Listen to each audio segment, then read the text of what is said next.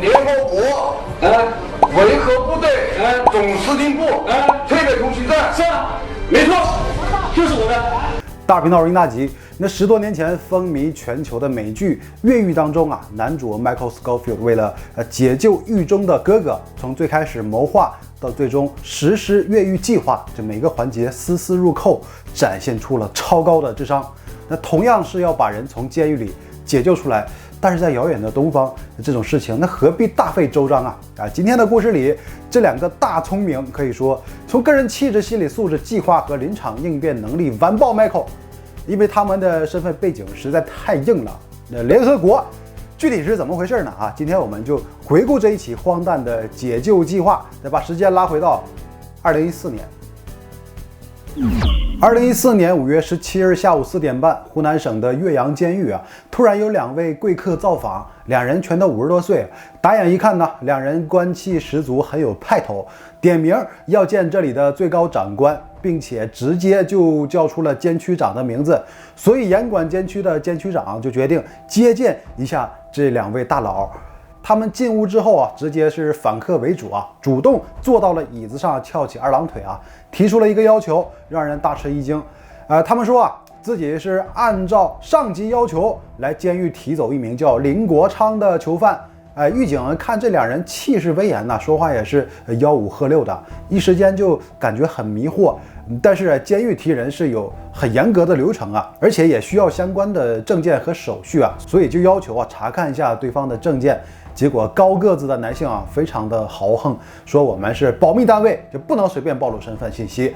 我不能跟你说我不能跟你说是保密，我告诉你，你是不是知道是保密？我没跟你说两人态度强硬，气焰嚣张不由分说，要求马上现在立刻就提走犯人林国昌。这个林国昌是2008年涉及非法集资罪被判处15年有期徒刑，就是目前呢已经在监狱服刑6年了现在他们俩过来就是要办理保外就医，把人接走这由于没有相关的通知说这人生病或怎样所以监区长是义正言辞拒绝了这个要求结果对方是拿出了一堆手续和证件。你们不相信是吧？看手续这都是按照上级命令来的狱方拿起证件一看，果然这身份是大的吓人那高个子、态度蛮横、强硬的中年人叫吴廷彪，证件是联合国维和部队总司令部特别通行证，他的身份是全世界维护世界和平联络办公室专员。这2个证件呢，全都是繁体字书写所在国家和地址是全球，职务是办事员，年龄58岁，住址京城18号大院。狱方看了这个所谓的联合国的这个证件呢，感觉是要素过多。首先很不现实的这国际维和部队上怎么会有硕大的81徽章呢？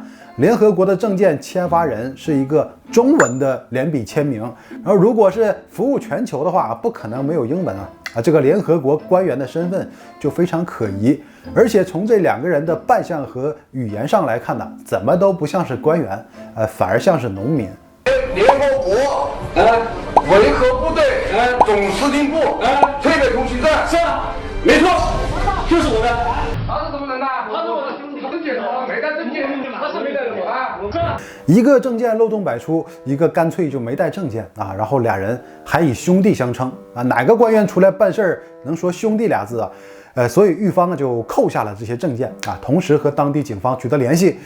而这边的办公室里吴廷彪还是非常的硬气这你们不放人是不是？那就让你们看个更厉害的之前不是说要文件和相关手续吗？好，紧接着就抛出了4份红头文件，指着中华人民共和国国务院的字样说这可都是上级领导特批的，看好了往桌子上一拍，马上给我放人。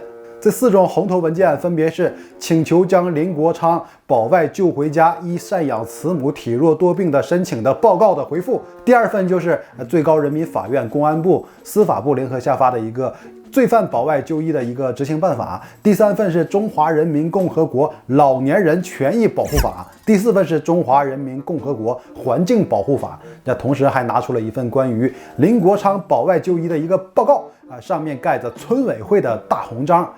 拿出这些以后吴廷彪感觉是胜券在握这么多文件你还敢不放人？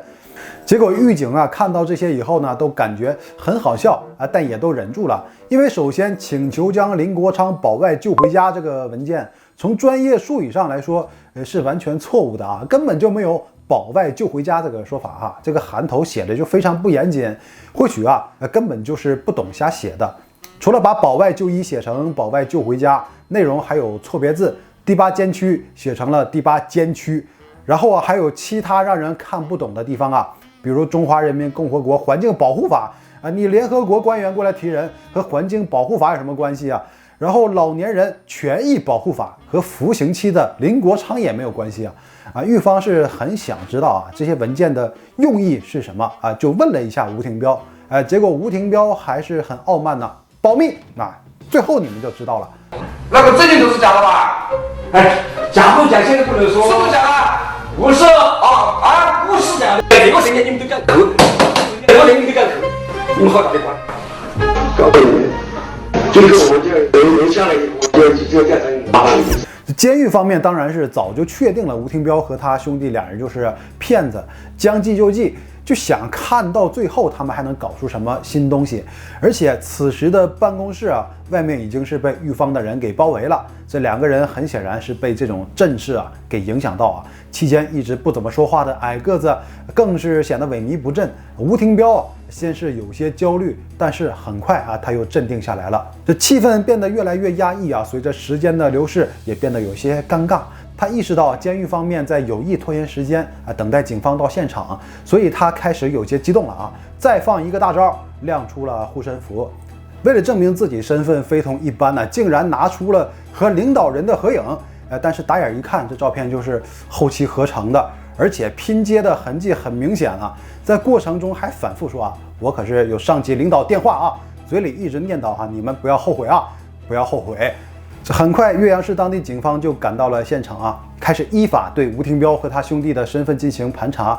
眼看脱身无望，吴廷彪的内心已经开始感到有些煎熬，但是他始终都抱着让苍天知道他不认输的状态，脸上突然闪过一丝轻蔑都给我退下，我又要开始装了。我这就给重要领导打电话反映情况，你们算是完了必须严肃处理你们。他说不是家里，他说是从来都是家里，他说我们是家里是骗人的，他们把我这天全部没收了，没收了，他把手术全部翻给了以后，原本要打人，他说打人，你看打人了，他们可怜，我不怕，我不怕，我现在我什么都不怕，我怕我哪都不怕，这就放心，不管哪个来哪个我都不怕，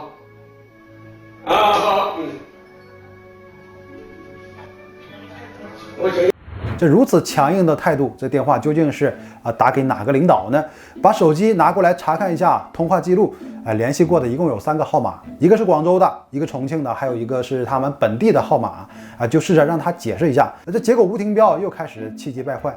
那就在他撒泼耍浑、大吵大闹的时候监狱保卫科民警从屋外带进来一个人。一看到这人呢，吴廷彪的脸色就更难看了。这人是载他们到监狱的司机。那司机说自己在市里遇到的这俩人，他们是花钱雇自己给拉来的监狱。这种情况就很尴尬联合国的高官身边没有任何陪同人员，竟然还要花钱雇车到监狱来。那这就是一个演员的自我修养即便是破绽百出，也是咬紧牙关坚持到底我们就是联合国的指手画脚，气质还是要有的但这种死鸭子嘴硬的精神并不是谁都有那一个一直沉默的矮个子男人，终于是再也沉不住气了他十分诚恳地说：林国昌的事我知道他自己叫林树祥不是啥官员，就是湖南湘西本地的一个农民。而在押犯人林国昌是他的堂弟，我是家属来的目的就是为了给他办保外就医的事儿，拿的只有吴廷彪手里的那些手续。这一开口算是把自己的身份背景全都交代清楚了。这林国昌在6年前入狱之后，妻女先后离家出走，不知去向，所以家里只有他年迈的母亲独自一个人生活。林国昌的堂兄林树祥就萌生了解救堂弟出狱的想法。而且这个堂弟曾经是大老板出来以后肯定是有自己的好处。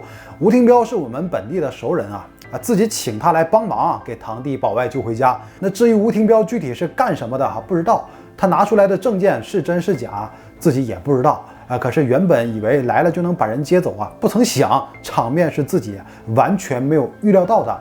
那吴廷彪看到了自己的兄弟直接摊牌了，也算是彻底无语了哈，也不再说联合国和维和部队的事了，很自觉地跟着林树祥一起上了警车。这66岁的林树祥在别人眼中一直是一个勤奋的老实人，有一个儿子，2个女儿啊，但都不在自己身边。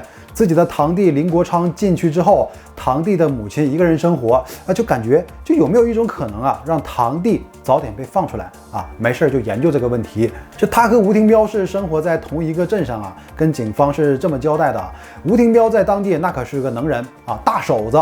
能说会道的啊，也不知道他怎么就那么大能耐，这路子很野，关系也广，反正啊就没有他办不了的事儿。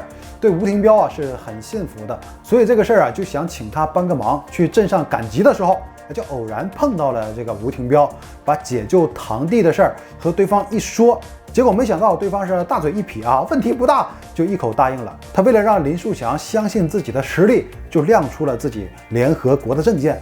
这林树祥作为一个农民，不懂啊，就把这些证件带回村里啊，请一些有经验的老人辨别一下，那这玩意儿啊，是不是真的啊？可是普通人谁知道联合国证件长什么样啊？但是看到证件上盖着大红印章，就感觉这事儿应该是错不了哈。这吴廷彪果然是个能人。这有背景的人已经找好了，为了让解救计划更加完善，2014年4月底，林树祥找自己的父亲起草了一份申请林国昌保外救回家的申请啊。这里面写上林国昌的母亲是孤苦伶仃，骨瘦如柴，常卧病床，生生呻吟，无法医治，连开水都喝不上啊，快要接近死亡的边缘。实际上老太太孤身一人是真的哈，生病啊都是他们编造的。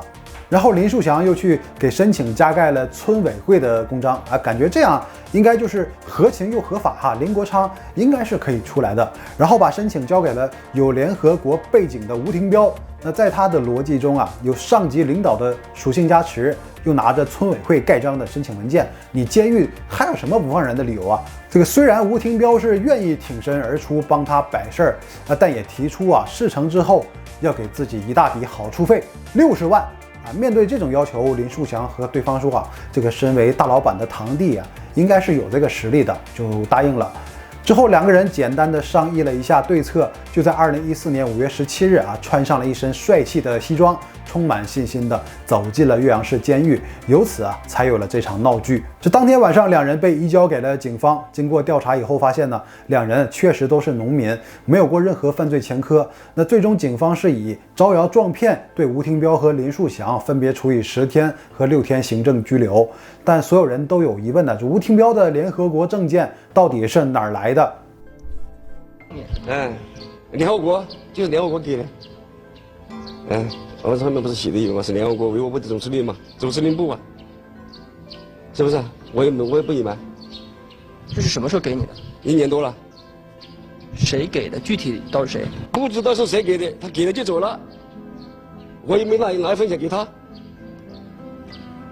他为什么会给你这么一个证呢？他给我们这个证就是说通过熟人啊，他说你就给谁过这样，最后他给了以后走了，我又没谁这个人我都没见着。你认识他吗？不认识啊，我也认识。这很显然，这就是在说谎嘛，这应该就是他通过非法途径啊花钱办的假证，所以他是不敢全都交代啊，还是选择了嘴硬。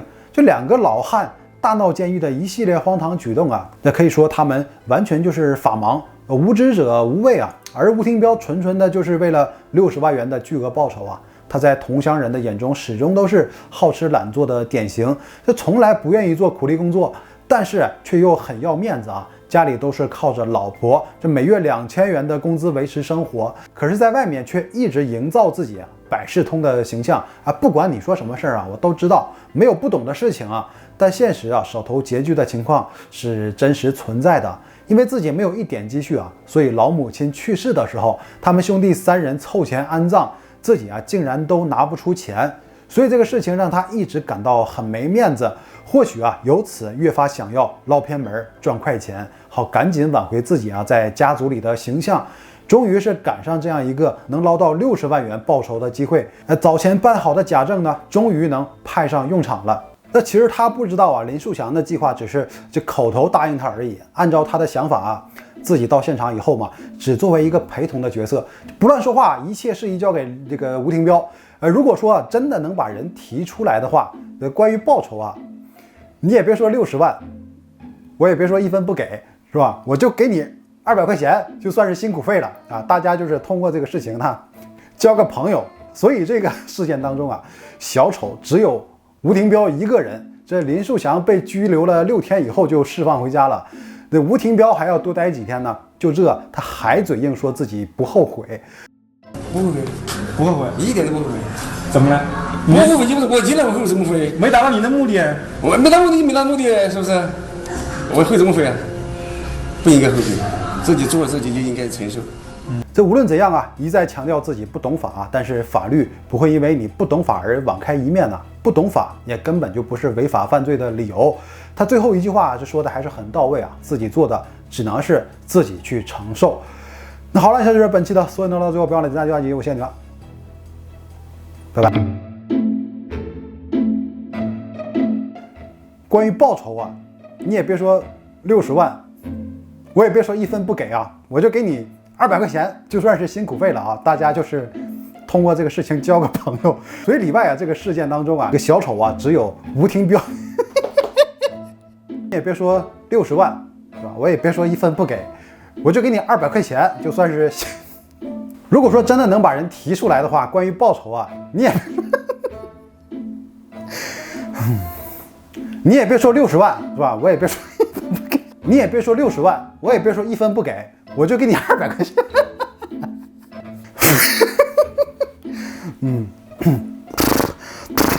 关于报酬啊，你也别说60万啊，我也不说1分不给，我就给你200块钱，就通过这事儿啊，交个朋友。哎呦！